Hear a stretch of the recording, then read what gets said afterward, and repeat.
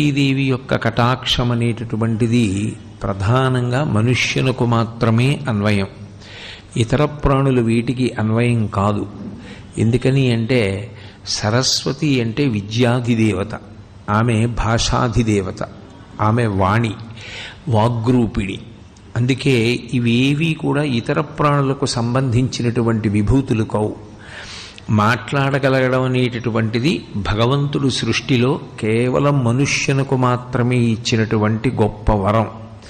స్వరపేటిక ఒక్క మనుష్యునకు మాత్రమే ఇవ్వబడింది. అందుకే ఒక్క మనిషి మాట్లాడగలడు తప్ప ఏ ఇతర ప్రాణి కూడా మాట్లాడగలిగినటువంటి అదృష్టాన్ని పొంది ఉండదు. కేవలం మాట చేత తరించగలడు. రెండు, శాస్త్రాన్ని గురువుని ఈ రెండిటిని ఆధారం చేసుకుని శ్రద్ధాభక్తులతో జీవితంలో అనేక విషయాల్ని తెలుసు